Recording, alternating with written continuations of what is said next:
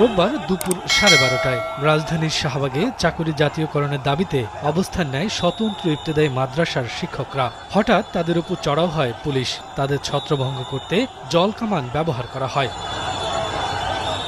এ সময় আহত হন কয়েকজন শিক্ষক। স্বতন্ত্র ইবতেদায়ী মাদ্রাসার শিক্ষকরা জানান, পূর্ব ঘোষণা অনুযায়ী সকাল থেকেই সারা দেশ থেকে আসা ইবতেদায়ী মাদ্রাসার শিক্ষকরা শাহবাগে জড়ো হন। পরে পদযাত্রা করে স্মারকলিপি দেওয়ার উদ্দেশ্যে প্রধান উপদেষ্টার বাসভবন অভিমুখে যাওয়ার পথে বাধা দেয় পুলিশ। আমরা কোনো বিশৃঙ্খলা সৃষ্টি করার জন্য আসি না, আমাদেরকে কেন লাঠি চার্জ করা হলো?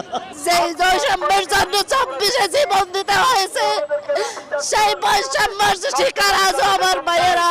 তবে হামলার বিষয়টি অস্বীকার করে পুলিশ জানায়, মিছিল ব্যারিকেড ভেঙে সামনে যাওয়ার চেষ্টা করলে তাদের প্রতিহত করা হয়। ব্যারিকেড ভেঙে তারা অলরেডি 100+ ওই পাশে চলে গিয়েছিল। তো তাদেরকে আমরা কন্ট্রোল করার জন্য আমরা জলকামান থেকে শুধু জল মেরেছিলাম, আর 2টা সাউন্ড গ্রেড নিক্ষেপ করা হয়েছে যেন আতঙ্কটা ডিসপার্স হয়ে যায়। এরপর শিক্ষকরা দাবি আদায়ে শাহবাগের জাদুঘরের সামনে সড়কে অবস্থান নেন। দুপুরে ও সন্ধ্যায় আন্দোলনরত শিক্ষক প্রতিনিধিদের 2 দফা ডেকে পাঠায় সংশ্লিষ্ট কর্তৃপক্ষ। দুইবারের সাক্ষাতে প্রধান উপদেষ্টার বাসভবনের সামনে এবং সচিবালয়ে গেলে শুধু স্মারকলিপি গ্রহণ ছাড়া তেমন আশ্বাস না পেয়ে অবস্থান অব্যাহত রাখার ঘোষণা দেন ইবতেদায়ী মাদ্রাসা শিক্ষকরা।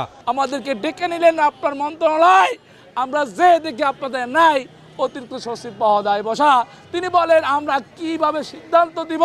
মাদ্রাসা বোর্ড কর্তৃক এসে সকল ইবতেদায়ী মাদ্রাসা জাতীয়করণের ঘোষণা না দেওয়া পর্যন্ত আমাদের চলমান আন্দোলনের কর্মসূচি এই শাহবাগের এই রাজপথে, এই রাস্তায় লাগাতার আন্দোলন অবস্থান চলবে। এদিকে শিক্ষকদের আন্দোলনে সংহতি জানিয়ে মশাল মিছিল করে ইনকলাব